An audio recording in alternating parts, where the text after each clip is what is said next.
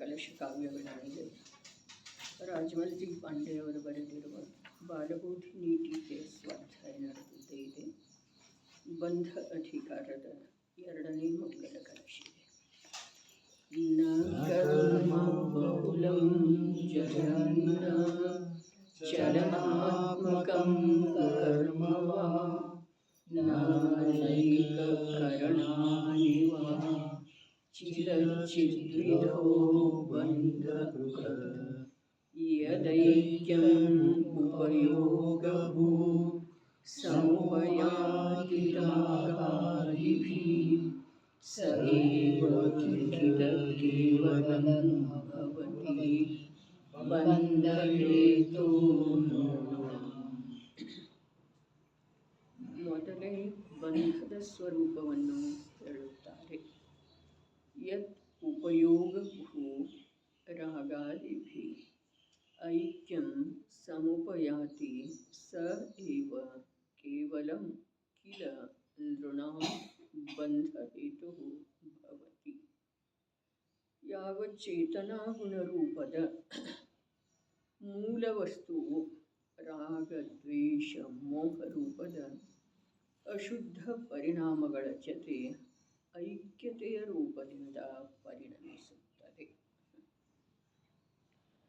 ಇಲ್ಲಿ ಸಂಪೂರ್ಣ ಕಲಶದ ಸಾರ ಬಸ್ ಐಕ್ಯತೆಯ ರೂಪದಿಂದ ಪರಿಣಮನ ಮಾಡುವುದು ಇದೆ. ರಾಗದ್ವೇಷ ಮೋಹ ಅಂಥೇಳಿ ಏನು ಹೇಳಿದ್ರು ಅದು ಕೂಡ ನಿಜವಾಗಿ ಬಂಧದ ಕಾರಣ ಇಲ್ಲ.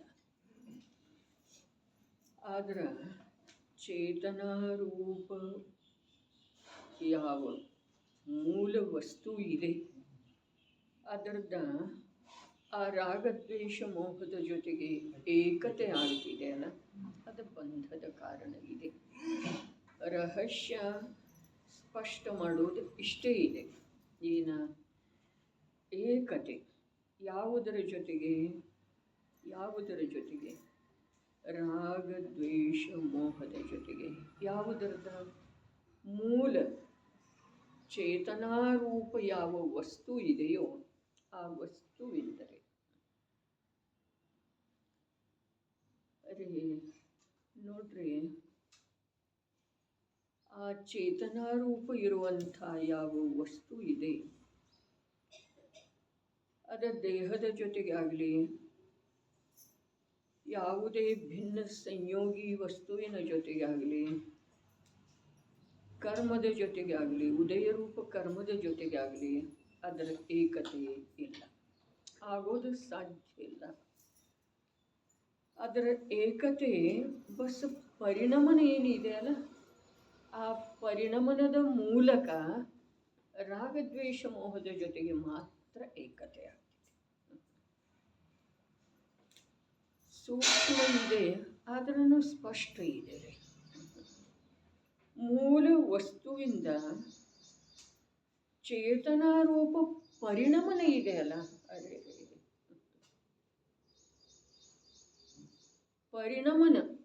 ಪರಿಣಮನದ ಏಕತೆ ಆಗ್ತಿದೆ ರಾಗದ್ವೇಷ ಮೋಹದ ಜೊತೆ. ವಸ್ತುವಿಂದ ಆಗುವುದಿಲ್ಲ, ಪರಿಣಮನದ್ದು ಕೂಡ ಅನ್ಯ ವಸ್ತುವಿನ ಜೊತೆಗೆ ಆಗುವುದಿಲ್ಲ. ಮೂಲ ವಸ್ತುವಿಂದ ರಾಗದ್ವೇಷ ಮೋಹದ ಜೊತೆಗೆ ಏಕತೆ ಆಗುವುದಿಲ್ಲ. ಮತ್ತು ಆ ಯಾವ ಪರಿಣಮನ ಇದೆ ಮೂಲ ವಸ್ತುವಿಂದ, ಎಂಥ ಪರಿಣಮನ? ಚೇತನಾರೂಪ ಪರಿಣಮನ.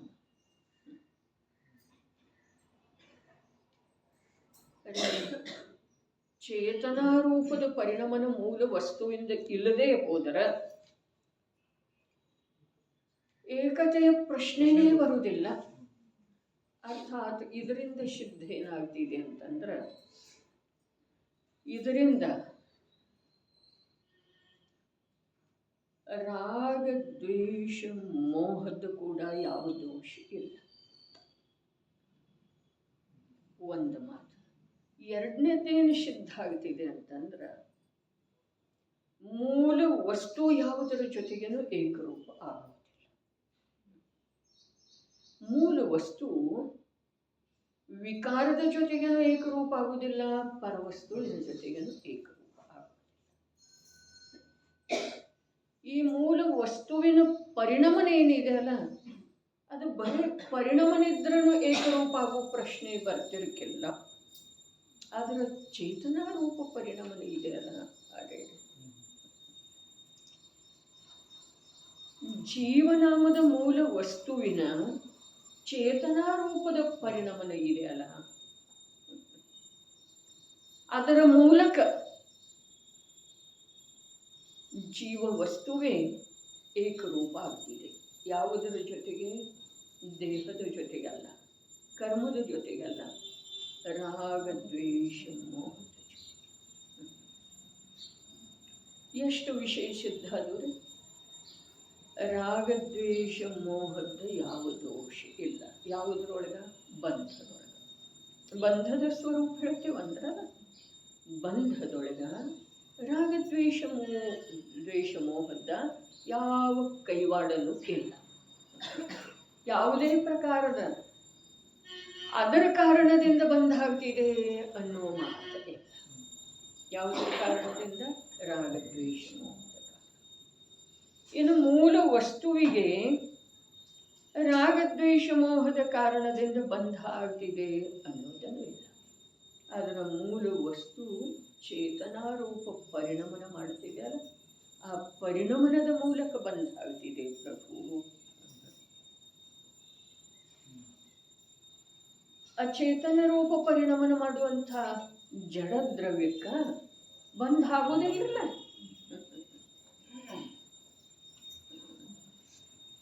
ಹಾಗಾದ್ರೆ ಬಂಧದ ಮೂಲ ಕಾರಣ ರಾಗದ್ವೇಷ ಅಲ್ಲ, ಮೂಲ ವಸ್ತು ಅಲ್ಲ, ವಸ್ತುವಿನ ಚೇತನಾರೂಪ ಪರಿಣಮನ ಕೂಡ ಅಲ್ಲ. ಆದ್ರೆ ಆ ಚೇತನಾರೂಪ ಪರಿಣಮನದ ಐಕ್ಯತೆ ಇದೆ ಅಲ್ಲ, ಅಂಥ ಶಕ್ತಿ ಅದರೊಳಗಿದೆ. ಯಾವುದರೊಳಗ? ಚೇತನಾರೂಪ ಪರಿಣಮನದೊಳಗೆ. ಎಂಥ ಶಕ್ತಿ? ವಿಕಾರದ ಜೊತೆಗೆ ಏಕರೂಪ ಆಗುವಂಥ ಐಕ್ಯತೆಯನ್ನು ಸಾಧಿಸಿ. ಎಲ್ಲಿ ದೋಷ ಯಾವುದರಲ್ಲೇ ಉಳಿತು, ಯಾವುದರ ಅಭಾವ ಆಗಿ ಹೋದ ನಂತರ ಕೂಡ ಅದರ ಸದ್ಭಾವದ ಅಭಾವದೊಳಗೂ ಕೂಡ ಜೀವನಿಗೆ ನಿಂದನೀಯ ಸ್ಥಿತಿ, ಬಂಧರೂಪದ ಸ್ಥಿತಿ ಉಳ್ಕೊಂಡು ಬರ್ತಾ ಇದೆ. ಆ ಚೇತನಾರೂಪ ಪರಿಣಮನದೊಳಗ ಅಂಥ ಸಾಮರ್ಥ್ಯ ಇದೆ. ಪರಿಣಾಮ ಹೊಂಟು ಹೋಗ್ತಿದ್ದೀರಿ. ಇದು ಒಂದಿಷ್ಟು ಸೂಕ್ಷ್ಮ. ಚೇತನಾರೂಪ ಪರಿಣಾಮ ಮುಂದಿನ ಸಮಯದೊಳಗೆ ಇರುವುದಿಲ್ಲ, ಅಭಾವ ಆಗ್ತಿದೆ. ಆದರೆ ಇದು ಚೇತನಾರೂಪ ಪರಿಣಮನ ಇದೆಯಲ್ಲ, ಈ ಪರಿಣಮನದೊಳಗೆ ಪರಿವರ್ತನೆಯ ತರೋದ, ಪರಿಣಾಮವನ್ನು ಸ್ವತಂತ್ರ ಮಾಡೋದ, ಇದು ಈ ಸಂಜ್ಞೇತನದ ಕರ್ತವ್ಯ ಇದೆ. ಪರಿಣಮನವನ್ನ ಬದಲಾಯಿಸೋದು ಒಂದು ಮಾತು. ಎರಡನೇದ ಪರಿಣಾಮವನ್ನ ಸ್ವತಂತ್ರ ಮಾಡೋದು. ಇದು ಪರಿಣಾಮ ಏನಾಗಿದೆ? ಪರಿಣಮನದೊಳಗೆ ಒಂದಾಗಿ ಹೋಗ್ತಾ ಇದೆ. ಅದೇ ಯಾವುದ? ಚೇತನಾರೂಪದ್ದಲ್ಲರೇ. ಯಾವುದರಿಂದ? ತನ್ನದೇ ಆದಂಥ ಸಾಮರ್ಥ್ಯದಿಂದ ಏನು ಮಾಡ್ತಾ ಇದೆ? ಪರಿಣಾಮವನ್ನು ಪರಿಣಮನದ ಜೊತೆಗೆ ಹೋಗ್ಲಿಕ್ಕೆ ಬಿಡ್ತಾ ಇದೆ. ಯಾವುದ? ಚೇತನಾರೂಪ ಶಕ್ತಿ. ಆದ್ರೆ ಆ ಶಕ್ತಿ ಅಸಂಜ್ಞೆಯವರೆಗಂತೂ ಅದು ಶಕ್ತಿ ಏನೇ ಇದೆ. ಚೇತನಾರೂಪ ಪ್ರತಿ ಸಮಯಕ್ಕೆ ಯಾವುದು ವ್ಯಕ್ತ ಇದೆಯಲ್ಲ, ಅದು ಅಸಂಜ್ಞೆಯವರೆಗಂತೂ ಅಶಕ್ತಿ ಇದೆ, ದುರ್ಬಲ ಇದೆ. ಅದರಲ್ಲೇ ಆ ಶಕ್ತಿ ಇಲ್ಲ. ಏನ ಪರಿಣಮನದಿಂದ ತಾನೊಂದು ಭಿನ್ನ ಆಗುವಂಥ ಶಕ್ತಿ ಇಲ್ಲ. ತಾನರ್ಥಾತ್ ಪರಿಣಾಮ, ಭಿನ್ನ ಆಗುವಂಥ ಶಕ್ತಿ, ಬೇರೆ ಆಗುವಂಥ ಶಕ್ತಿ, ಸಿಡಿದು ನಿಲ್ಲುವಂಥ ಶಕ್ತಿ ಅದರಲ್ಲಿ ಇಲ್ಲ. ಯಾವುದರಲ್ಲೇ ಅಸಂಜ್ಞೆಯವರೆಗಿನ ಚೇತನ ಪರಿಣಾಮದೊಳಗನೇ ರೀ, ಶಕ್ತಿ ಅಲ್ಲ. ಪರಿಣಾಮದೊಳಗೆ ಶಕ್ತಿ ಇಲ್ಲದೆ ಇರುವುದರಿಂದ ಅದು ಪರಿಣಮನದೊಳಗೆ ಒಂದಾಗಿ ಹೋಗ್ತಾ ಇದೆ ರೀ. ಕುರಿ ಹಿಂಡಿನ ಹಾಗೆ ಅದು ನೋಡುವುದಿಲ್ಲ, ಬಸ್ ತನ್ನ ಮುಂದಿನ ಕುರಿ ಯಾವ ದಿಕ್ಕಿನಿಂದ ಹೋಗ್ತಾ ಇದೆಯಲ್ಲ ಹೊರಟು ಹೋಗಿದೆಯಲ್ಲ. ಕುರಿ ಯಾವ ಪ್ರಕಾರ ಅತ್ಯಂತ ಅಜ್ಞಾನ ಪ್ರಾಣಿ ಇದೆಯೋ ಅದೇ ಪ್ರಕಾರ ಅಸಂಜ್ಞೆಯವರೆಗಿನ ಚೈತನ್ಯ ಪರಿಣಾಮ ಅತ್ಯಂತ ಅಜ್ಞಾನ ಇದೆ. ಅಸಂಜ್ಞೆಯವರೆಗಿನ ಚೈತನ್ಯದ ಪರಿಣಾಮ ಅತ್ಯಂತ ಅಜ್ಞಾನ ಅಥವಾ ಶಕ್ತಿ ಏನು ಇದೆ. ಯಾವುದರ ಸಲುವಾಗಿ? ನಾನೇನು ಮಾಡ್ತಾ ಇದ್ದೇನೆ ಅನ್ನೋದನ್ನು ತಿಳ್ಕೊಳ್ಳುವ ಸಲುವಾಗಿ. ಅದಕ್ಕೆ ಹೇಳಿದರು, ಯಾರು ನಾನೆಲ್ಲಿಂದ ಬಂದೇನೆ, ನನ್ನ ರೂಪವು ಏನಿದೆ. ಯಾವಾಗ ಈ ಸಂಜ್ಞೆಗೆ ಅದ ಸಾಮರ್ಥ್ಯ ಇದೆ. ಈ ಸಂಜ್ಞೆಯ ಬೆಲೆ ಅರ್ಥಾತ್ ನಮಗೆ ಪ್ರಾಪ್ತವಾಗಿರುವಂಥ ನಮ್ಮ ಕಾರ್ಯಶಕ್ತಿಯ ಬೆಲೆ ನಮಗೆ ತಿಳಿತಾನೇ ಇಲ್ಲ. ತಾನಾಗೇನೂ ತಿಳಿತಾ ಇಲ್ಲ, ಗುರುವಿನ ಉಪದೇಶದಿಂದನೂ ತಿಳಿತಾ ಇಲ್ಲ, ಕಷ್ಟ ಪರಂಪರೆಯಿಂದನೂ ತಿಳಿತಾ ಇಲ್ಲ, ಸುಖದ ಮಾರ್ಗದ ಅವಲೋಕನೆ ಪ್ರತ್ಯಕ್ಷ ಮಾಡಿದರೂ ತಿಳಿತಾ ಇಲ್ಲ. ಸುಖದ ಮಾರ್ಗದ ಅವಲೋಕನೆ ಪ್ರತ್ಯಕ್ಷ ಎಲ್ಲಿ ಮಾಡಿದೆವು? ಅರೆ ಭವಾಂತರದಲ್ಲಿ ಭಾವಲಿಂಗಿ ಸಂತರುಗಳ ಸಂಯೋಗದೊಳಗೆ ಅನೇಕ ಕಾಲ ಉಳಿದೇವ್ರೆ. ಯಾವ ಉಳಿದೆವು? ಚೇತನಾರೂಪ ಪರಿಣಮನ ಅಶುದ್ಧ ರಾಗದ್ವೇಷ ಮೋಹದ ಜೊತೆಗೆ ಐಕ್ಯತೆಯ ರೂಪದ ಪರಿಣಮನದ ಮೂಲಕ ಭಾವಲಿಂಗಿ ಸಂತರುಗಳ ಸಂಯೋಗದೊಳಗುಳಿದೆವು. ಸಾಕ್ಷಾತ್ ಸಚೇತನ ಅರ್ಹಂತ ಪರಮಾತ್ಮನ ಸಾನ್ನಿಧ್ಯದೊಳಗೆ ಬಂದೆವು. ಆದ್ರೂ ನಮಗೆ ನಮ್ಮ ಶಕ್ತಿ ಏನು ಇದೆಯಲ್ಲ, ಅದರ ಸ್ವರೂಪನ, ಅದರ ಯಥಾರ್ಥತೆನ, ಅದರ ನೆಲೆಬಲಿನ ಗೊತ್ತಾಗ್ತಾ ಇಲ್ಲ. ಇದರ ಸಾಮರ್ಥ್ಯ ಗೊತ್ತಾಗ್ತಿದೆ, ಅದರ ಸಾಮರ್ಥ್ಯ ಗೊತ್ತಾಗ್ತಿದೆ. ಧನಕನಕಾದಿಗಳ ಸಂಯೋಗಿ ಜನರದ ಪ್ರೀತಿ ಗೊತ್ತಾಗ್ತಿದೆ, ಗುರುಗಳ ಸ್ನೇಹ ಗೊತ್ತಾಗ್ತಿದೆ. ಅರೆ ಆದ್ರೆ ನನ್ನ ಕಾರ್ಯ ಯಾವುದ ಅನಾದಿ ಕಾಲದಿಂದ ನನ್ನದೇ ಆದಂಥ ದುರ್ಬಲತೆಯ ಕಾರಣದಿಂದ ಆಗಲಿಲ್ಲ. ಆ ಕಾರ್ಯ ಮಾಡುವಂಥ ಸಬಲತೆ ಪ್ರಾಪ್ತ ಆಗಿದೆ, ಇದು ಗೊತ್ತಾಗುತ್ತೆ.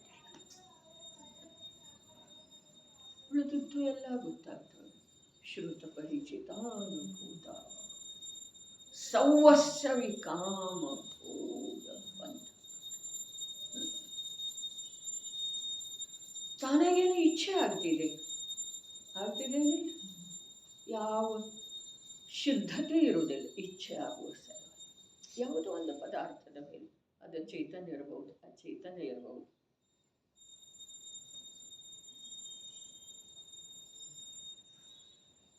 ಯಾವುದೋ ಕ್ಷಣಿಕ ಅವಸ್ಥೆ ಇರಬಹುದು, ನನಗೆ ಪ್ರಾಪ್ತ ಆಗದೇ ಇರುವಂಥದ್ದೇ ಇರಬಹುದು. ಇಚ್ಛೆ ಆಗ್ತಿದೆ ತಾನಾಗೇನ ಸುದ ಪರಿಚಿತ ಇಚ್ಛೆ ಆಗ್ತಿದೆ, ದ್ವೇಷ ಆಗ್ತಿದೆ. ಅರೆ ಕಾರಣ ಇಲ್ಲದ ಪ್ರೀತಿ ಆಗ್ತಿದೆ, ಕಾರಣ ಇಲ್ಲದ ದ್ವೇಷ ಆಗ್ತಿದೆ, ಏನೆಲ್ಲ ಆಗ್ತಿದೆ. ಆದರೆ ಗುರುಗಳ ಕುರಿತಾಗಿ ರಾಗ ಉತ್ಪನ್ನಾಯಿತು, ಅನುರಾಗ ಉತ್ಪನ್ನಾಯಿತು, ಧರ್ಮಾತ್ಮರ ಕುರಿತು ಮಹಿಮೆ ಬಂತು. ಆದರೆ ಅಂಥದೇ ಧರ್ಮವನ್ನು ಶಾಶ್ವತವಾಗಿ ನನ್ನೊಳಗೆ ಪಡೆಯುವಂಥ ಯಾವ ಸಾಮರ್ಥ್ಯ ಇಲ್ಲದೆ ನನ್ನಲ್ಲಿ ಪ್ರಗಟ ಇದೆಯೋ ಅದರ ಕಡೆಗೆ ಲಕ್ಷಣ ಹೋಗಲಿಲ್ಲ.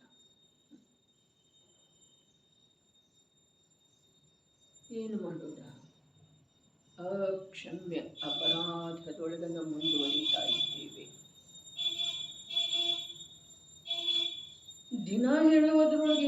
ಮನಸ್ಸು ಇರುವುದಿಲ್ಲ. ಆದ್ರೆ ದಿನ ಹೇಳಿದ್ರೂ ತಿಳಿತಾ ಇಲ್ಲ. ಇದು ಆಶ್ಚರ್ಯ ಇದೆ. ಏನು ಒಂದೇ ಒಂದು ಸಮಯದೊಳಗೆ ಎಲ್ಲವೂ ಪರಿವರ್ತಿತ ಆಗಿದೆ. ಅರೆ ಯಾವುದರ ಮೇಲೆ ಎಷ್ಟೆಷ್ಟು ಅಪನತ್ವ ಮಾಡ್ತಾ ಇದ್ದೇವೆ, ಯಾವುದರ ಕುರಿತು ಎಷ್ಟೆಷ್ಟು ಕಷಾಯವಶ ಆಗ್ತಾ ಇದ್ದೇವೆ, ಯಾವುದರ ಕುರಿತು ವರ್ತಮಾನದ ಶಾಂತಿಯನ್ನು ಎಷ್ಟೆಷ್ಟು ನಷ್ಟ ಭ್ರಷ್ಟ ಮಾಡ್ತಾ ಇದ್ದೇವೆ. ಇಲ್ಲಿ ಚೇತನಾರೂಪ ಪರಿಣಮನ ಯಾವ ಮೂಲ ವಸ್ತುವಿಂದ ಇದೆಯೋ ಆ ವಸ್ತುವಿನ ಆ ಚೇತನಾರೂಪ ಪರಿಣಮನದ ಮೂಲಕ ರಾಗ ದ್ವೇಷ ಮೋಹದ ಜೊತೆಗೆ ಐಕ್ಯತೆ ಇದೆಯಲ್ಲ, ಅದು ಬಂಧದ ಕಾರಣ ಇದೆ. ಬಂಧದ ಅಭಾವ ಮಾಡೋದಿತ್ತು, ಬಂಧದ ಛೇದ ಮಾಡೋದಿತ್ತು, ಪರಿಣಮನದ ಪ್ರವಾಹದೊಳಗ ಭಾಗ ಮಾಡೋದಿತ್ತು, ಪರಿಣಮನದ ಪ್ರವಾಹದ ದಿಕ್ಕನ್ನು ಬದಲಾಯಿಸೋದಿತ್ತು, ಪರಿಣಮನದೊಳಗೆ ಸೇರಿ ಹೋಗ್ತಾ ಇರುವಂಥ ಪರಿಚಯವನ್ನು ಕಳ್ಕೊಳ್ತಾ ಇರುವಂಥ ಪರಿಣಾಮವನ್ನು ಗುರುತಿಸೋದಿತ್ತು. ಇದು ಒಂದೇ ಅವಕಾಶ ಇದೆ, ಇದು ಒಂದೇ ಅವಕಾಶ ಇದೆ. ಅಧಿಕ ಪುಣ್ಯದ ಉದಯ ಇರುವ ವೇಳೆದೊಳಗೂ ಆಗುವುದಿಲ್ಲ, ಅಧಿಕ ಪಾಪದ ಉದಯ ಇರುವ ವೇಳೆದೊಳಗೂ ಆಗುವುದಿಲ್ಲ, ಅಜ್ಞಾನದೊಳಗಂತೂ ಆಗೋದನೇ ಇಲ್ಲ, ಅಸಂಜ್ಞೆಯವರೆಗೆ ಆಗೋದನೇ ಇಲ್ಲ. ಅಧಿಕ ಪುಣ್ಯದ ಉದಯ ಇತ್ತು ಅಂತಂದ್ರೆ ಬೇಕೇ ಆಗುವುದಿಲ್ಲ. ಅಧಿಕ ಪಾಪದ ಉದಯ, ತೀವ್ರ ಪಾಪದ ಉದಯ ಇತ್ತು ಅಂತಂದ್ರೆ ಎಷ್ಟೇ ಮಧುರವಾದಂಥ, ಎಷ್ಟೇ ಸುಂದರವಾದಂಥ ಮಾತು ತಿಳಿದು ಬರ್ತೈತೆ. ಹಾಗಾದ್ರೆ ಇದು ಅವಸ್ಥಾ ಇದೆಯಲ್ಲ, ಎಲ್ಲ ರೀತಿಯಿಂದ ಅನುಕೂಲ ಇದೆ, ತೀವ್ರ ಪಾಪನೂ ಇಲ್ಲ. ಅರೆ ಅಸಾಧ್ಯ ಪಾಪದ ಉದಯದೊಳಗೆ ಧರ್ಮದ ಸಾಧನ ಮಾಡಿದರೆ ಆದ್ರೆ ಧರ್ಮದ ಪ್ರಾರಂಭ ಅಲ್ಲಿ ಆಗಲಿಲ್ಲರಿ. ತಿಳಿತೇನ್ರಿ? ಧರ್ಮದ ಪ್ರಾರಂಭದ ಸಲುವಾಗಿ ಸ್ವಲ್ಪ ಬೇಕರೆ ಅಂಥೇಳಿನ ನಿಮಿತ್ತಿಲ್ಲದ ಕಾರ್ಯ ಆಗುವುದಿಲ್ಲ ಅನ್ನೋದ ಜಿನಾಗಮದೊಳಗ ಮೂಲ ಮಾತಿದೆ ರೀ. ಸ್ವಲ್ಪರೇ ಅರ್ಥಾತ್ ಅದಕ್ಕೆ ಎಷ್ಟು ಪರ್ಯಾಪ್ತ ಇದೆ ಅಲ್ಲ ಅಷ್ಟು ಬೇಕು.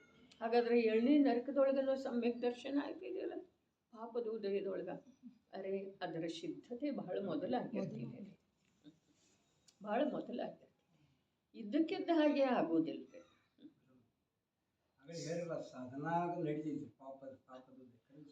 ಮಾರ್ಗ ಗೊತ್ತಾಗಿರ್ತಿದೆಯಲ್ಲ ಅಂದಮೇಲೆ ನಡೀತಿದೆ.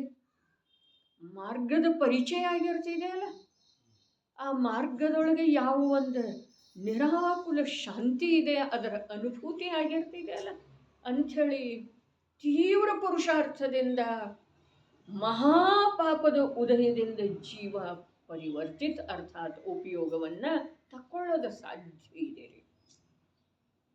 ಅದರ ಪ್ರಾರಂಭ ಆಗುವುದಿಲ್ಲ. ನಾವು ಭ್ರಮೆಯನ್ನು ಬಿಟ್ಟು ಕೊಡೋದ ಪ್ರಮಾದವನ್ನು ಮೊದಲು ಬಿಡೋದ್ರಿ. 4 ಗತಿಯಲ್ಲಿ ಆಗ್ತಿದೆಯಲ್ಲ, ಅರೆ 7ನೇ ನರಕದ ನರಕಿಗೆ ಆಗ್ತಿದೆ, ತಿರಿಯಂಚಕ್ಕೆ ಆಗ್ತಿದೆ, ಗುರುವಿನ ಉಪದೇಶ ಇಲ್ಲದ ಆಗ್ತಿದೆ. ಅರೆ ದೇಶನಾದ ಅಭಾವದೊಳಗೆ ಯಾವ ಜೀವಕ್ಕೆ ಸಮ್ಯಕ್ ದರ್ಶನ ಆಗುವುದಿಲ್ಲ. ಆದ್ರೆ ಅದನ್ನೇ ಉಮಾಸ್ವಾಮಿ ಆಚಾರ್ಯ ದೇವರು ಹೇಳಿದರು, ನಿಸರ್ಗಜ ಅಧಿಗಮಜ. ದೇಶನಾದ ಅಭಾವದೊಳಗೆ ಆಗೋದಿಲ್ಲ. ಪ್ರತ್ಯಕ್ಷ ದೇಶನ ವರ್ತಮಾನದಲ್ಲಿ ಇಲ್ದಿದ್ರೂ ಅದರ ಸಂಸ್ಕಾರ ಆದದ್ದಿದೆ ಪೂರ್ವದೊಳಗೆ. ಅಂಥೇಳಿ ಸ್ವಯಂಭೂರಮನ ದ್ವೀಪ್ ಮತ್ತು ಸಮುದ್ರದಲ್ಲಿನ ತಿರಿಯಂಚಗಳ ಸಮ್ಯಕ್ ದರ್ಶನವನ್ನು ಆ ಸಂಸ್ಕಾರದ ಬಲದಿಂದ ನಮ್ಮ ಟೋಡರ ಮಲ್ಲರ ಎಂಥ ಕರ್ಣಾನುಯೋಗದ ಸೂಕ್ಷ್ಮತೆಯನ್ನು ಅರಿತಿರುವುದರಿಂದನೇ ಹೇಳಿದರೆ ಏನ ಸಮ್ಯಕ್ತ್ವ ಸನ್ಮುಖ ಮಿಥ್ಯಾದೃಷ್ಟಿ. ಹೀಗೆ ಮಾಡುವಂಥವನಿಗೆ ಇದೇ ಭಾವದಲ್ಲಿ ತಪ್ಪಿದರ ಮುಂದಿನ ಭಾವದಲ್ಲಿ, ಅದು ತಪ್ಪಿದರು ಅದರ ಮುಂದಿನ ಭಾವದಲ್ಲಿ ಏನಾಗ್ತಿದೆ, ಆತ್ಮನ ಅನುಭವ ಆಗ್ತಿದೆ. ತ್ಯಾಗ ಮಾಡುವಂಥವನಿಗೆ ಒಮ್ಮೆ ಓದುತ್ತಾನೆ, ಒಮ್ಮೆ ಕೇಳುತ್ತಾನೆ, ಒಮ್ಮೆ ವಿಚಾರ ಮಾಡುತ್ತಾನೆ, ಒಮ್ಮೆ ಚರ್ಚೆ ಮಾಡುತ್ತಾನೆ, ಚರ್ಚೆ ಮಾಡಿದ ವಿಷಯವನ್ನು ಮತ್ತು ವಿಚಾರ ಚಿಂತನೆ ಮಾಡ್ತಾನೆ. ತನಗಿಂತ ಅಧಿಕ ಜ್ಞಾನಿಗಳ ಜೊತೆಗೆ ಆ ವಿಷಯವನ್ನು ಸ್ಪಷ್ಟಪಡಿಸಿಕೊಳ್ಳುವ ಪ್ರಯತ್ನ ಮಾಡ್ತಾನೆ, ಮತ್ತು ಬಂದ ಚಿಂತನೆ ಮಾಡ್ತಾನೆ. ಅವನ ಜೀವನದೊಳಗ ಇಷ್ಟು ಕಾರ್ಯಗಳ ಮಧ್ಯದೊಳಗ ಇವುಗಳ ಚಿಂತನೆಯಲ್ಲಿ ಉಳಿತಿದೆ. ಇದರ್ದ ಅದರ್ದ ಹೊರಗಿಂದ ಮನೋಹರ ಇದೆಯಲ್ಲ, ಅದರ್ದ 5 ಇಂದ್ರಿಯಗಳಿಗೆ ಅಭೀಷ್ಟ ಇದೆಯಲ್ಲ, ಅದರದ್ದು ವಿಚಾರ ಯಾವಾಗ ಬರೋದು ಹೇಳಿ? ಸ್ವಯಂ ಅವರಿಗೆ ಇರಲಿಲ್ಲಲ್ಲ, ಟೋಡರಮಲ್ಲರಿಗೇನು. ಗೊಮ್ಮಟ ಸಾರದ ಟೀಕಾ ಬರೆಯುವುದೊಳಗ ಲವಣರಸದ ಅಭಾವ ಆಹಾರದಲ್ಲಿ ಇರುವುದರ ಅವ್ರ ಗಮನಕ್ಕೆ ಬರಲಿಲ್ಲ, ಇರುವುದರದ ಗಮನ ಲಕ್ಷ್ಯಕ್ಕೆ ಬರಲಿಲ್ಲ. ಅದು ಅಂದ್ರೆ ನಾವು ಒಮ್ಮೆ ಕೇಳುತ್ತಾನೆ, ಒಮ್ಮೆ ಓದುತ್ತಾನೆ, ಒಮ್ಮೆ ವಿಚಾರ ಮಾಡುತ್ತಾನೆ, ಒಮ್ಮೆ ಚರ್ಚೆ ಮಾಡುತ್ತಾನೆ. ಇದು ಎಷ್ಟು ಸತ್ಯ ಇದೆ ರೀ, ಎಷ್ಟು ಸತ್ಯ ಇದೆ.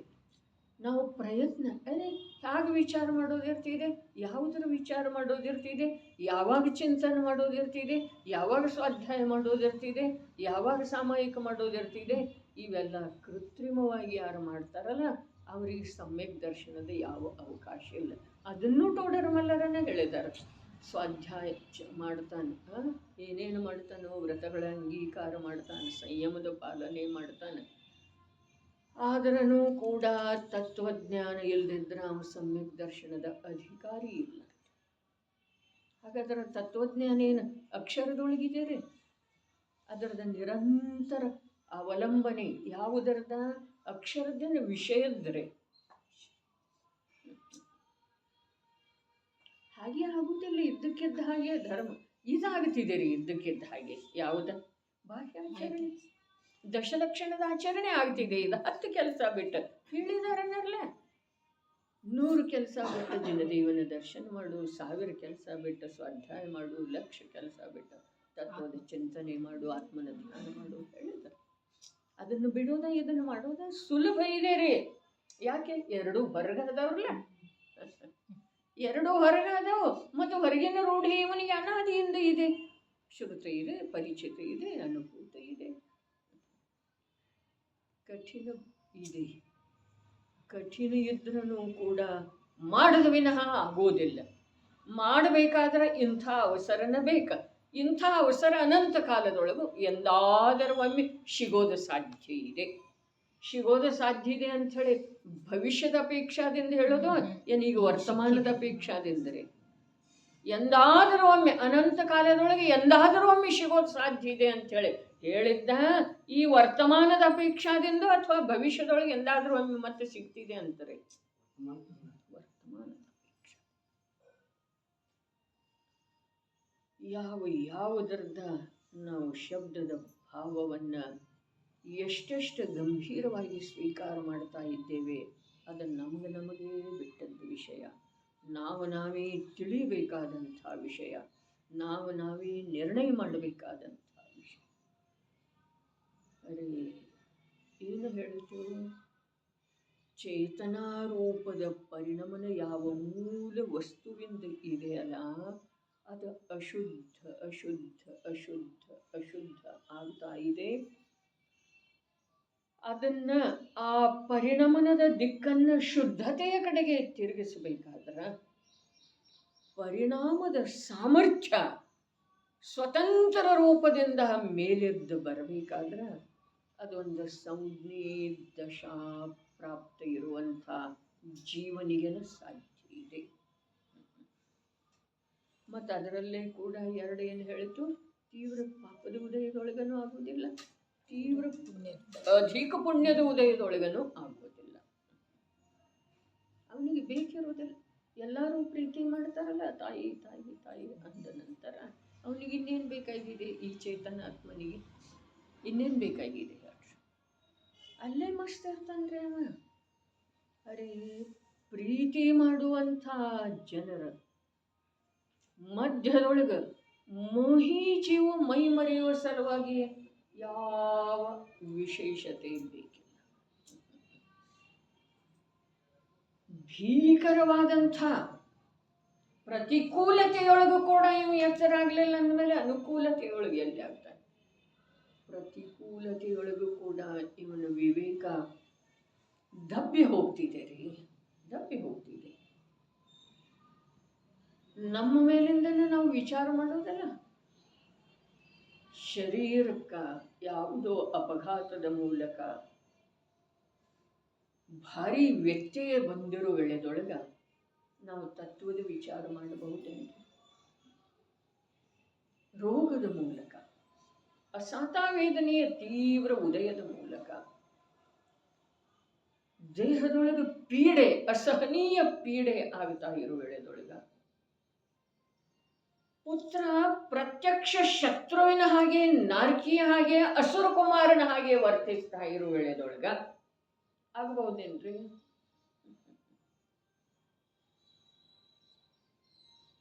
ನಾವೇ ನಮಗೆ ಪ್ರಾಪ್ತ ಇರುವಂಥ ಅವಸರ ಯಾವುದರ ಸಲುವಾಗಿ?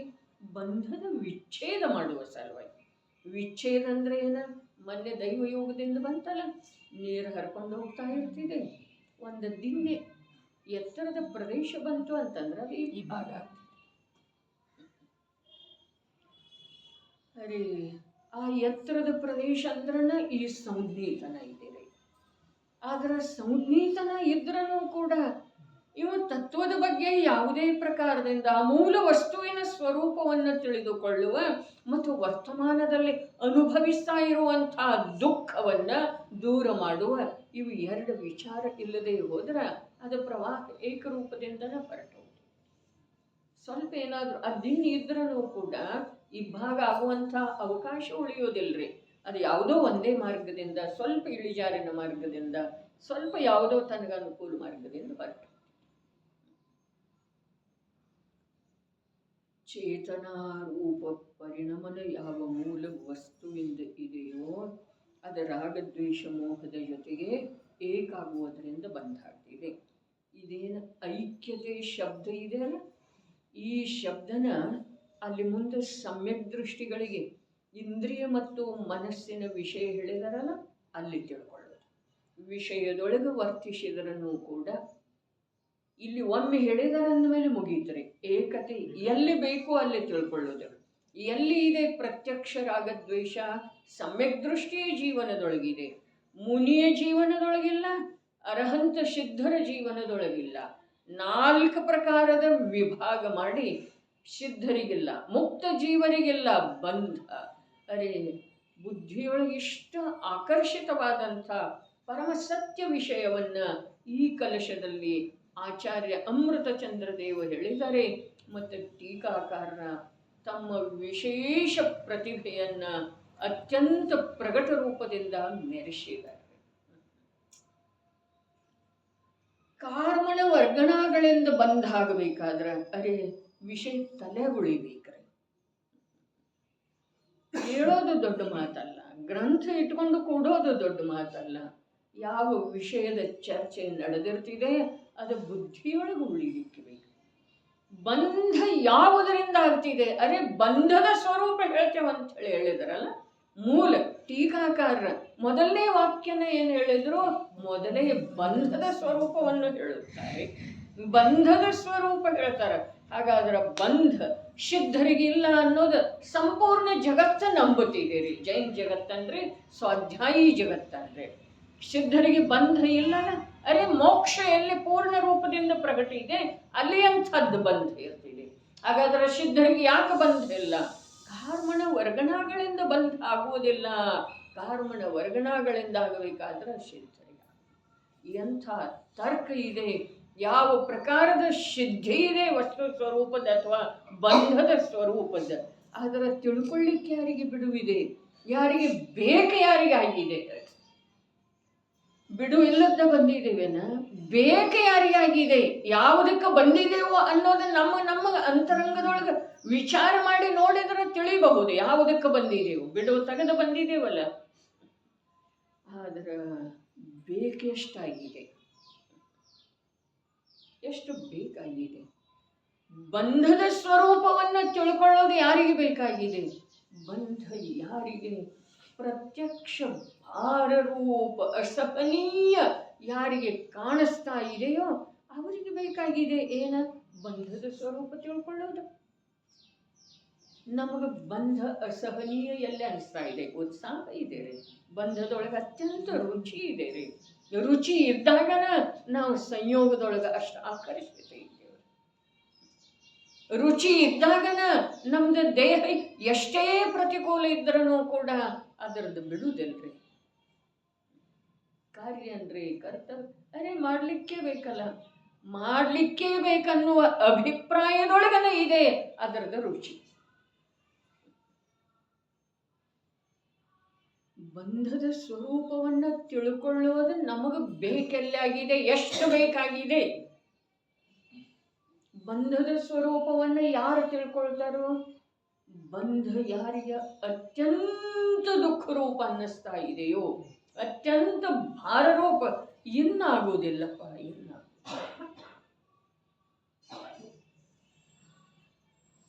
ಪತಿ ಅನ್ನಿಸಿಕೊಳ್ಳುವಂಥ ಬಂಧನ ಇನ್ನ ಸಹನ ಆಗುವುದಿಲ್ಲ.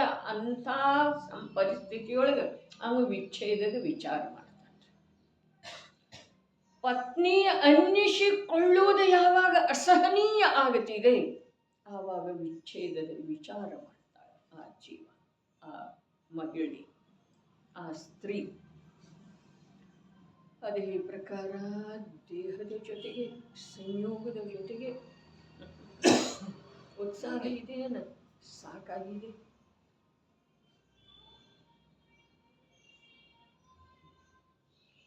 ಯಾರು ಉತ್ತರ ಹೇಳೋದೆಲ್ಲ ಬೇಕಾಗಿಲ್ಲ. ನನಗೆ ಉತ್ತರ ಗೊತ್ತಿದೆ, ತಮಗೂ ಎಲ್ರಿಗೂ ಗೊತ್ತಿದೆ. ನಂದು ಮತ್ತು ತಮ್ಮದು ಬಂಧ ಯಾರಿಗೆ ಅತ್ಯಂತ ಭಾರರೂಪ ದುಃಖ ರೂಪ ಇನ್ನು ಎಳೆಯೋದು ಸಾಧ್ಯ ಇಲ್ಲ. ಆ ತಿರಿಯಂಚದ ದೃಷ್ಟಾಂತ ಹೇಳಿದ್ರಲ್ಲ, ಸದಾ ಏನ ವ್ಯಾಪಾರಿ ಅದರ ಮೇಲೆ ಭಾರ ವರ್ಷ ತರ್ತಾ ಇದ್ದ ಎತ್ತಿನ ಮೇಲೆ ಏನೇನು ಆಗಿತ್ತು ಅದ ಪರಿಸ್ಥಿತಿ ವಿಚಾರ ಮಾಡೋದು ಬೇಕಾದ್ರೆ ಗ್ರಂಥಂತೂ ಮನೆಯಲ್ಲಿ ಭಾಗ್ಯದಿಂದ ಇದಾವೆ, ತೆಗೆದ ಓದೋದ್ರಿ. ಏನು ಮಾಡ್ತಾನೆ? ಅದಕ್ಕೆ ಆಗೋದಿಲ್ಲ, ಎಳೆಯೋದ ಆಗೋದಿಲ್ಲ. ಆವಾಗ ಅದೇನು ಮಾಡ್ತಿದ್ದೀರಿ? ಕೂತು ಬಿಡ್ತಿದೆ. ಅದನ್ನು ಎಬ್ಬಿಸೋ ಸಲುವಾಗಿ ಹೊಡಿತಾನೆ. ಆದರೆ ಅದಕ್ಕಿನ್ನ ಬರೋದು ಮನಸ್ಸೆಲ್ಲ, ಸಾಮರ್ಥ್ಯ ಇಲ್ಲ ಅಂತ ಹೇಳಿ ಅದು ಎಷ್ಟು ಹೊಡೆದರೂ ಎಳುವುದಿಲ್ಲ. ನಮಗೆ ಹಾಗೆ ಆ ಬಂಧದ ಭಾರವನ್ನು ಎಳೆಯೋದು ಯಾವಾಗ ಸಾಧ್ಯ ಇಲ್ಲ ಅನ್ನಿಸ್ತಿದೆಯೋ ಆಗ ಕರ್ಮದ ಏಟು ಬೀಳಲಿ, ಸಮಾಜದ ತಿರಸ್ಕಾರ ಬೀಳಲಿ, ಮನೆಯವರದ ನಿಂದೆ ಇರಲಿ, ಆವಾಗ ಇವು ಎಳುವುದನ್ನೇ ಇಲ್ರಿ. ಅವ್ನು ಕೊನೆಗೆ ಏನು ಮಾಡ್ತಾನೆ? ಕಣ್ಣೊಳಗೆ ಮೆಣಸಿನ ಪುಡಿ ಹಾಕ್ತಾನ್ರಿ. ಆದರೂ ಅದೇ ಎಳುವುದಿಲ್ರಿ. ಯಾಕೆ ಅಂದ್ರೆ ಅದರಲ್ಲಿ ಸಾಮರ್ಥ್ಯನೇ ಇಲ್ಲಲ್ಲ. ಅರೆ ಅಷ್ಟಾಗಲಿಕ್ಕೆ ಬೇಕು ಬಹಳಚಂದ್ರ ನಮ್ಗೆ. ಇನ್ನು ಈ ಬಂಧವನ್ನು ಎಳೆಯುವ ಸಾಮರ್ಥ್ಯ ನನ್ನಲ್ಲಿ ಇಲ್ಲ. ಅಂಥ ಜೀವಕ ಇಲ್ಲಿ ಬಂಧದ ಸ್ವರೂಪವನ್ನು ಹೇಳುತ್ತಾರೆ.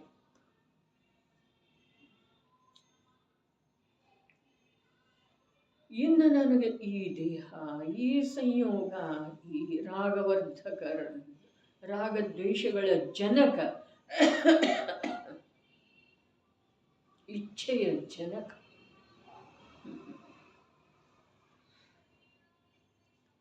ಮೋಹದ ಜೊತೆಗೆ ದೇಹದ ಜೊತೆಗೆ ಅರೆ ಎಷ್ಟೆಷ್ಟು ಹೊತ್ಕೊಂಡು ಹೋಗೋದ್ರೆ ಇನ್ನೊಂದು ಗತಿಗೆ ಎಷ್ಟು ಹೊತ್ಕೊಂಡು ಹೋಗೋದು ವಿಜಯ. ಒಂದೊಂದು ಸಮಯದ ಅಸಂಖ್ಯ ಭಾರ ಇದೆ ರೀ. ಅಸಂಖ್ಯ ಲೋಕ ಪ್ರಮಾಣ ಅಂತ ಹೇಳಿದ್ರಲ್ಲ, ಅಶುದ್ಧತೆ. ಹಾಗಾದ್ರೆ ಅದರ ಭಾರ ನೀವು ಕರ್ಮದ್ದಂತ ಹೇಳಿ ತಿಳಿರಿ, ಬೇಕಾದ್ರೆ ವಿಭಾವದ ಭಾರ ಅಂತ ತಿಳಿರಲ್ಲ, ನಿಮ್ಗೆ ಯಾಕೆ ಬೇಕೋ ಹಾಗೆ ತಿಳಿರಿ. ಎಷ್ಟು ಹೊತ್ಕೊಂಡು ಈ ಭವದ ತುಂಬೆಲ್ಲ ಸಮಯಕ್ಕೆ ಆಗುವಂಥ ಅಶುದ್ಧ ಪರಿಣಾಮದ ಭಾರವನ್ನು, ಪರಿಣಾಮದ ಭಾರ ಅರ್ಥಾತ್ ಪರಿಣಮನದ ಆ ಯಾವುದು ವಿಸ್ತಾರ ಆದದ್ದಿದೆಯಲ್ಲ ಅದನ್ನು ಹೊತ್ಕೊಂಡು ಹೋಗೋದು ಇನ್ನೊಂದು ಭಾವಕ್ಕೆ. ಅಲ್ಲಿ ತೀರ್ತಿದೆ ಅಂದರೆ ಕೆಲವೊಂದು ಹಳೆಯದು ಹೊರಟು ಹೋಗ್ತಿದೆ,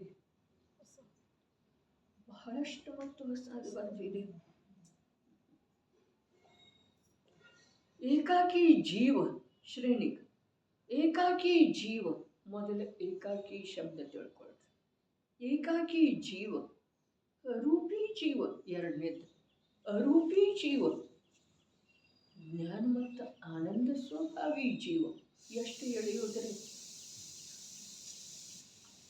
ಸಹಾಯಕರು ಯಾರಿಲ್ಲ, ಪತ್ನಿ ಪುತ್ರರಿಲ್ಲ. ಇದು ಆಶ್ಚರ್ಯದ ಮಾತಲ್ಲ. ದೇವಗುರುಗಳಿಲ್ಲ, ಸಹಾಯಕರು. ಅರೇ ಬಿದ್ದಿ ಅಂಥೇಳಿ ಕೈ ಸಹಾಯದಿಂದ ಎಬ್ಬಿಸುವಂಥವ್ರು ಯಾರಿಲ್ಲ. ಇದು ವಸ್ತು ಸ್ವರೂಪ ಇದೆ. ನಾವು ತಿಳಿದ್ರೂ ಇದೆ, ತಿಳಿದಿದ್ರೂ ಇದೆ. ಪರಿಣಾಮದಿಂದನೇ ಆಗ್ತಿದಂತ ಏಕೇಂದ್ರದಿಂದ ಆಸೂರಿಗೆ ಪಂಚೇಂದ್ರ ಮಠ ಮನಸ್ಸೇ ಇಲ್ಲ. ಮನಸ್ಸಿಂದನೇ ಪರಿಣಾಮ ಮನಸ್ಸಿನಿಂದ ಹೇಗೆ ಪರಿಣಾಮ ಆಗ್ತಾವು? ಮನಸ್ಸಿನಿಂದ ಪರಿಣಾಮ ಆಗುವುದಿಲ್ಲ.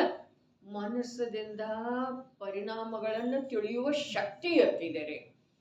ಮನಸ್ಸಿನಿಂದ ವಿಕಾರಿ ಭಾವಗಳ ಭಿನ್ನತೆಯನ್ನು ತಿಳಿಯುವ ಶಕ್ತಿ ಇರ್ತಿದೆ. ಮನಸ್ಸು ಎಲ್ಲಿಯವರೆಗೆ ಇಲ್ಲವೋ ಅಲ್ಲಿಯವರೆಗೆ ಪರಿಣಾಮಗಳಲ್ಲೇ ಆ ಪರಿಣಾಮದಿಂದ ಭಿನ್ನ ಆಗುವ ಶಕ್ತಿನೇ ಇರುವುದಿಲ್ಲ. ಪರಿಣಾಮದಿಂದ ಬಂದಾಗ್ತಿದೆ, ಅರೆ ಆ ಪರಿಣಾಮದ ಜೊತೆಗೆ ಚೈತನ್ಯದ ಏಕತೆ ಇದೆ. ಚೈತನ್ಯದ ಪ್ರಗಟ ಚೈತನ್ಯದ ಏಕತೆ ಇದೆ. ಪ್ರಗಟ ಚೈತನ್ಯದ ಏಕತೆ ಇದೆ. ಮೂಲ ವಸ್ತು ಚೇತನ ಪರಿಣಾಮ ರೂಪ ಇದೆ. ಚೇತನ ರೂಪ ಇದೆ. ಅದರ ಪರಿಣಾಮದೊಳಗ ಏಕತೆ ಇದೆ. ಪರಿಣಾಮದ ಜೊತೆಗೆ, ವಿಕಾರದ ಜೊತೆಗೆ, ಅಶುದ್ಧತೆಯ ಜೊತೆಗೆ ಏಕತೆ ಇದೆ. ಇದು ಜಿನಾಗಮಕ್ಕ ಅಥವಾ ಅಧ್ಯಯನಶೀಲ ಜೀವರುಗಳಿಗೆ ಈ ಪ್ರಶ್ನೆ ಯೋಗ್ಯ ಇಲ್ಲ. ಮನಸ್ಸಿನ ಮೂಲಕನ ಪರಿಣಾಮದಲ್ಲಿ ವಿಕೃತಿ ಬರ್ತಿದೆ ಅನ್ನೋದಿಲ್ಲ. ಆದರೆ ಮನಸ್ಸಿನ ಮೂಲಕವೇ ಪರಿಣಾಮದ ವಿಕೃತಿಯನ್ನ ಬಿಡೋದು ಅಥವಾ ತಿಳ್ಕೊಳ್ಳೋದು ಅಥವಾ ಗುರುತಿಸೋದು, ಅದರ ದೋಷವನ್ನ ನಿರಾಕರಣೆ ಮಾಡುವುದು ಮನಸ್ಸಿನ ಮೂಲಕ ಸಾಧ್ಯ ಇದೆ. ಮನಸ್ಸು ಎಲ್ಲಿಯವರೆಗೆ ಇಲ್ಲವೋ ಅಲ್ಲಿಯವರೆಗೆ ಜೀವದ ಚೇತನಾರೂಪ ಪರಿಣಾಮದ ಮೂಲಕ ಜೀವ ಆ ರಾಗದ್ವೇಷದ ಸಲುವಾಗಿ, ವಿಕಾರದ ಸಲುವಾಗಿ ಮನಸ್ಸು ಬೇಕಾಗಿಲ್ಲ. ವಿಕಾರ ಇದು ಒಂದು ಸಮಯದ ಪರಿಣಾಮದ ದೋಷ ಇದೆ, ಅಪರಾಧ ಇದೆ. ಏನು ಅಪರಾಧ ಅರ್ಥಾತ್ ಅದು ತನ್ನದೇ ಆದಂಥ ಚೈತನ್ಯ ಶಕ್ತಿಯ ಮೂಲಕ ಅಚೇತನವಿರುವಂಥ ಭಾವದ ಜೊತೆಗೆ, ಅಚೇತನ ಭಾವ ಯಾವುದ? ಅಚೇತನ ಪದಾರ್ಥದ ಸಂಯೋಗದಿಂದ, ಸಂಯೋಗ ದೃಷ್ಟಿಯಿಂದ ಆಗುವಂತಹ ಭಾವನೆ ಪರಿಣಾಮ. ಸಂಯೋಗ ಏಕೇಂದ್ರಿಯಕ್ಕೇನಿದೆ? ಏಕ ಇಂದ್ರಿಯದ ಮೂಲಕ ಸಂಯೋಗ ಇದೆ. ಯಾವುದರದ? ಅಚೇತನದ. ಒಂದು ಸ್ಪರ್ಶನೇಂದ್ರಿಯದ ಮೂಲಕ ಆ ಜೀವಕ್ಕ ಆ ಸ್ಪರ್ಶ ಯಾವುದರದ ಸ್ವಭಾವ ಇದೆಯೋ ಅಂಥ ಜಡದ ಸಂಯೋಗ ಇದೆ. ಆ ಸಂಯೋಗದೊಳಗೆ ಅದಕ್ಕೆ ಇಷ್ಟ ಅನಿಷ್ಟ ಇದೆ. ರಾಗದ್ವೇಷ ಇದೆ ರೀ. ರಾಗದ್ವೇಷ ಆಗುವ ಸಲುವಾಗಿ ಮನಸ್ಸು ಬೇಕಾಗಿಲ್ಲ. ರಾಗದ್ವೇಷವನ್ನು ಚೈತನ್ಯ ಸ್ವರೂಪದಿಂದ ಭಿನ್ನ ತಿಳಿಯುವ ಕಾರ್ಯ ಮನಸ್ಸಿಂದ ಇದೆ ರೀ. ಮನಸ್ಸಿಗೆ ಆ ಕಾರ್ಯ ಒಪ್ಪಿಸಿದರ ಮತ್ತು ಭಿನ್ನ ಯಾವುದರಿಂದ ಆಗವ್ರಿ? ಈ ಪ್ರಶ್ನೆ ಯಾವಾಗೂ ಯೋಗ್ಯ ಇಲ್ಲ. ಮನಸ್ಸಿನ ಕಾರ್ಯ ಅರೆ ವಿಕಾರವನ್ನ ಮತ್ತು ನಿರ್ವಿಕಾರ ಸ್ವರೂಪವನ್ನ ಹೇಗಿದಾವೆಯೋ ಹಾಗೆ ಭಿನ್ನ ಭಿನ್ನವಾಗಿ ಪೃಥಕ್ವಾಗಿ ತಿಳಿಯುವಂಥ ಸಾಮರ್ಥ್ಯ ಒಂದು ವೇಳೆ ಜೀವನಿಗೆ ಎಂದಾದರೂ ಇದೆ ಅಂತಂದ್ರೆ ಅದು ಸಂಜ್ಞೀತನ ಸಿಕ್ಕಿರೋ ವೇಳೆದೊಳಗೆ ಅವನು ಪ್ರಯತ್ನ ಪಟ್ರ ಅದು ಸಂಜ್ಞೀತನ ಸಿಕ್ಕ ಮೇಲೆಲ್ಲ ಆಗುವುದಿಲ್ಲ. ಕಠಿಣ ಮಾತು ಇದೆ. ಅದಕ್ಕೆ ಮೂಲ ತಿಳ್ಕೊಳ್ಳೋದ ರಾಗದ್ವೇಷ ಆಗುವ ಸಲುವಾಗಿ ಬಸ್ ಅಚೇತನದ ಜೊತೆಗಿನ ಏಕತೆನ ಇದೆ ರೀ ಕಾರಣ. ಅದಕ್ಕೆ ಸಂಗೀತನ ಮನಸ್ಸ ಜ್ಞಾನದ ವಿಕಾಸ ಬೇಕಾಗಿಲ್ಲ ಅಂಥೇಳಿನ ಈಗ ಜ್ಞಾನದ ವಿಕಾಸ ಆಗಿರೋ ವೇಳೆದೊಳಗೂ ಕೂಡ ಅಚೇತನಕ್ಕನ ಅಂಟುಕೊಂಡೆವು ಅಂತಂದ್ರೆ ನಮಗೆ ಮನಸ್ಸ ಸಿಕ್ಕೇ ಇಲ್ಲ, ಸಂಜ್ಞೀತನದ ಪ್ರಾಪ್ತಿ ಆಗೇ ಇಲ್ಲ ಅಂಥೇಳಿ ಹೇಳೋದು ಜ್ಞಾನಿಗಳಿಗೆ ಅನಿವಾರ್ಯ ಆಗ್ತಿದೆ. ಸಂಜ್ಞೀತನದ ಪ್ರಾಪ್ತಿ ಆಗೇ ಇಲ್ಲ.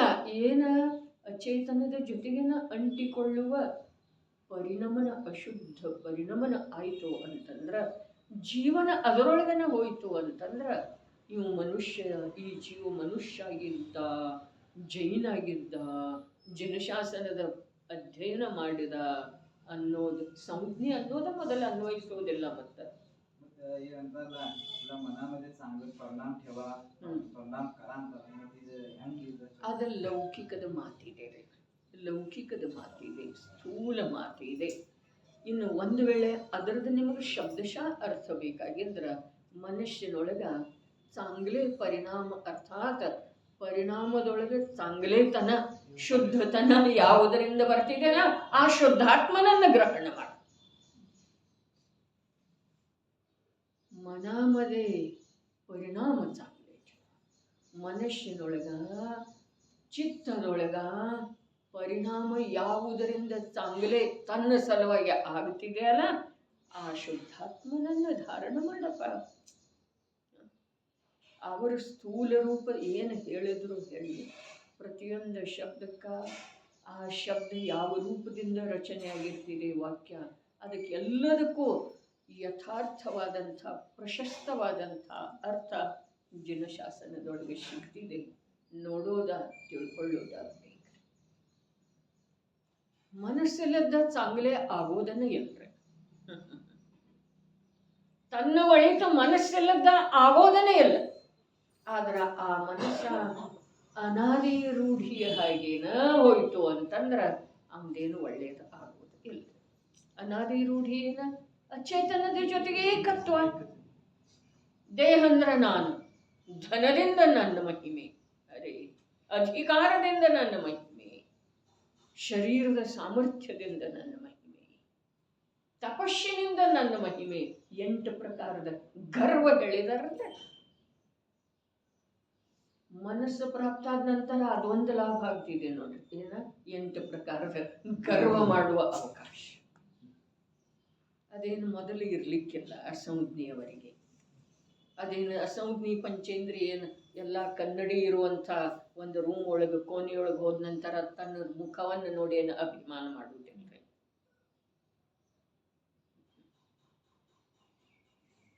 8 ಪ್ರಕಾರದ ಗರ್ವ ಆ ಮನುಷ್ಯನ ಮೂಲಕ ಈ ಜೀವನಿಗೆ ಹೊಸದಾಗಿ ಲಭಿಸಿರುವಂಥ ಏನ ದೋಷ ಅಥವಾ ಅಪರಾಧ. ಸೌತಿ ಜೀವ ಯಾವ ಥರ ಇರ್ತೈತೆ, ಆ ಥರ ಆಯುಷ್ಯ ಹೆಂಗೆ ಆಗೋದು, ಹಾಲ್ಚಾಲ್ ಹೆಂಗೆ ಲೆಕ್ಕ ಹಾಕಿದರೆ ಸೌದಿಪಣ ಸ್ವಲ್ಪ ನಮಗೆ ಆಕಲ್ ಬರ್ಬೋದ್ರಿ. ಸಂಜ್ಞೆಯವರೆಗಿನ ಅವಸ್ಥೆಗಳಲ್ಲಿ ಇಲ್ಲದೇ ಇರುವಂಥ ಯಾವ ಸಾಮರ್ಥ್ಯ ಇದೆಯಲ್ಲ ಅದರಿಂದ ನಾವು ಗಳಿಸ್ತಾ ಇರೋದು, ಸಂಗ್ರಹಿಸ್ತಾ ಇರೋದು ಯಾವುದು? ಅದನ್ನೇ ಅಲ್ಲ. ಅಲ್ಲೆಲ್ಲ ಆಗಿರಲಿಲ್ಲ ಅಷ್ಟ ಅಧಿಕ ರೂಪದಿಂದಲೇ, ಆದ್ರೆ ಅದೇ ಜಾತಿ. ಅಲ್ಲೆಲ್ಲ ಸಂಭವ ಇರಲಿಲ್ಲ. ಅರೆ ಸಂಭವ ಇರಲಿಲ್ಲ ಏನ? ಏಕೇಂದ್ರಿಯದೊಳಗೂ ಉತ್ಕೃಷ್ಟ ಬಂಧ ಮೋಹನೀಯದೆಷ್ಟ? ಒಂದು ಸಾಗರ್, ಒಂದು ಸಾಗರ್ ರೇ, ಬರೇ ಒಂದು ಸಾಗರ್. ಸಂಜ್ಞೆಯೊಳಗ ಮೋಹನೀಯದ ಬಂಧ, ಉತ್ಕೃಷ್ಟ ಬಂಧ ಎಷ್ಟ? 33 ಸಾಗರ್. 70 ಕೋಟಿ ಸಾಗರ್ ರೀ. 70 ಕೋಟಿ ಬರೇ 70 ಅಲ್ಲ, 70 ಕೋಟಿ ಸಾಗರ. ಆ 70 ಕೋಟಿ ಸಾಗರದ ಎದುರಿಗೆ ಸಂಜ್ಞೇತನದ ಸಾಮರ್ಥ್ಯ ನಿಜವಾದ ದಿಕ್ಕಿನಿಂದ ಅದರ ಕಾರ್ಯ ಮಾಡಿದರೆ ಅದರ ಸಾಮರ್ಥ್ಯ ಅಷ್ಟ ಸಂಪೂರ್ಣ ಕರ್ಮದ ಅಭಾವ ರೂಪ ಮುಕ್ತಾವಸ್ಥೆ.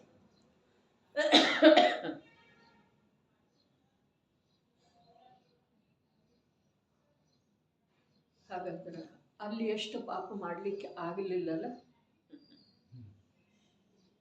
ಕರ್ಮದ ಸ್ಥಿತಿಯನ್ನು ಎಷ್ಟು ಬೆಳೆಸಲಿಕ್ಕೆ ಆಗಲಿಲ್ಲಲ್ಲ, ಅದನ್ನ ಇಲ್ಲಿ ಬೆಳೆಸಿಕೊಂಡ್ರ ಇದಕ್ಕೆ ಸಂದೀಪನ ಅನ್ನೋದಿಲ್ಲ.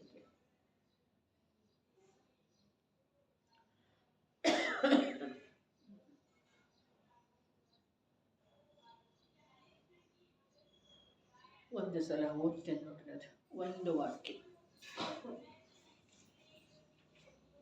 ಯಾವ ಚೇತನಾ ಗುಣರೂಪದ ಮೂಲ ವಸ್ತು ರಾಗ ದ್ವೇಷ ಮೋಹ ರೂಪದ ಅಶುದ್ಧ ಪರಿಣಾಮಗಳ ಜೊತೆ ಐಕ್ಯತೆಯ ರೂಪದಿಂದ ಪರಿಣಮಿಸುತ್ತದೆ. ಕೇವಲ ಅದೊಂದೇ, ಕೇವಲ ಅದೊಂದೇ, ಅನ್ಯ ಸಹಾಯವಿಲ್ಲದೆ ನಿಶ್ಚಯದಿಂದ ಎಷ್ಟು ಸಂಸಾರಿ ಇರುವ ಜೀವರಾಶಿ ಇದೆ, ಅದಕ್ಕೆ ಜ್ಞಾನಾವರಣಾದಿ ಕರ್ಮಗಳ ಬಂಧದ ಕಾರಣವಾಗುತ್ತದೆ. ವಿಶೇಷಣ ಎಷ್ಟು ಕೊಟ್ಟರೆ ಕೇವಲ ಕೇವಲ ಅದು ಒಂದೇ, ಅದು ವಿಶೇಷಣರೇ. ಅದೊಂದು ಅನ್ನಲಿಲ್ಲ, ಅದೊಂದು ಅಂದ್ರೆ ಸಾಮಾನ್ಯರೇ, ಅದೊಂದೇ ಅನ್ನೋದನ್ನು ವಿಶೇಷ. ಮತ್ತು ಅನ್ಯ ಸಹಾಯವಿಲ್ಲದೆ ಅನ್ನೋದನ್ನು ಅದರ ಬಲವನ್ನು ತೋರಿಸ್ತಿದೆ. ಮುಂದೆ ನಿಶ್ಚಯದಿಂದ ಅನ್ನೋದನ್ನು ವಿಶೇಷ. ಹಾಗಾದ್ರೆ ಮುಂದೆ ಯಾವ ಕಾರಣಗಳನ್ನು ಹೇಳ್ತಾರೆ, ಆ ಕಾರಣಗಳ ನಿಶ್ಚಯದಿಂದ ಯಾವುವು ಬಂದದ್ದು ಅಲ್ಲವೇ ಅಲ್ಲ ಅನ್ನೋದ ಜೀವನಿಗೆ ಸಹಜವಾಗಿ ಜ್ಞಾತ ಆಗಬೇಕು.